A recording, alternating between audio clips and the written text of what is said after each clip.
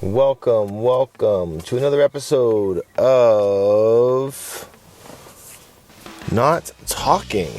And this is an interesting episode because I'm doing this one on the go. I'm in the car right now, trying to work remotely just to switch things up a little bit, keep me outside, which means I got a spliff for this episode to smoke with. So today I wanted to talk about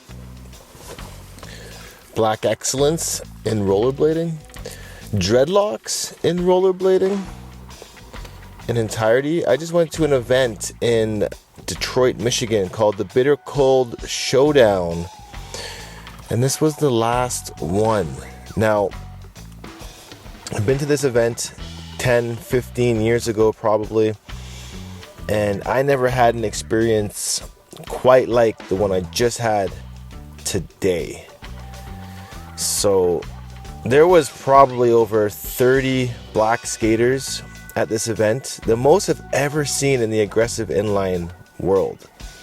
Now, not all of these skaters have locks, but a good amount of them do have dreadlocks. Now, I'm talking about guys like Frankie Morales.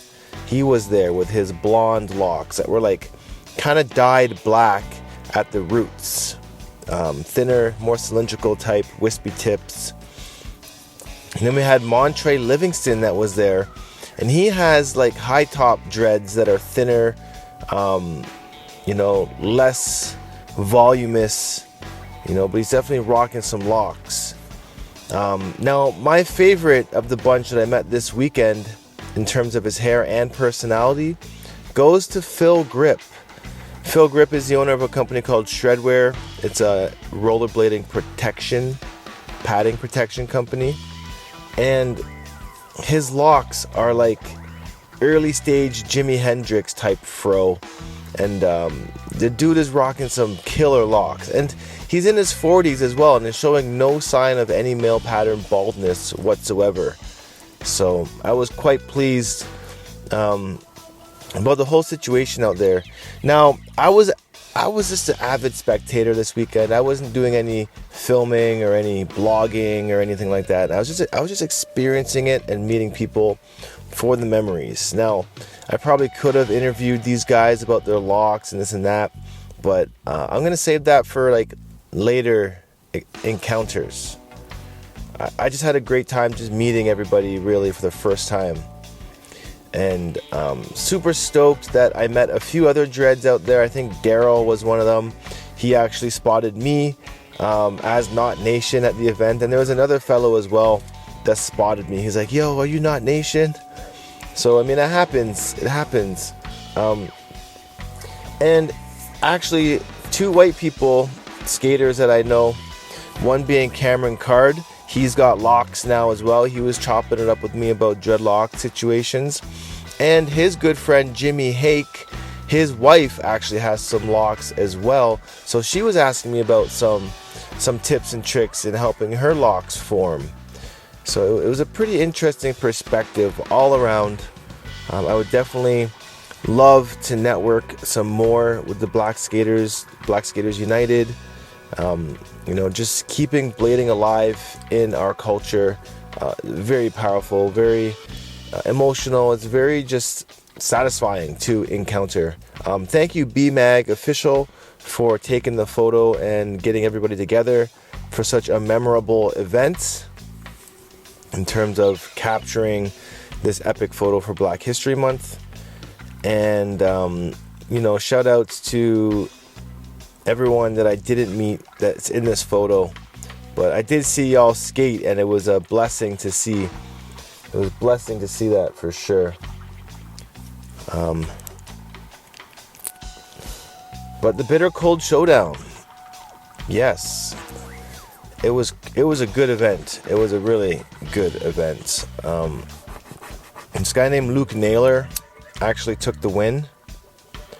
And Luke Naylor just crushing it. Julian Kudo came second. And Joe Atkinson came third. Beauty. Montre Livingston put on a hell of a show. Dreads flying all crazy. 540 to grind. Every single grind you can imagine. And actually, he was the only one with dreadlocks that was kind of holding it down all the way to the finals of the event. And Montre's got like, I guess, a thinner set of locks, so I don't think they really get in his way too much when he's skating.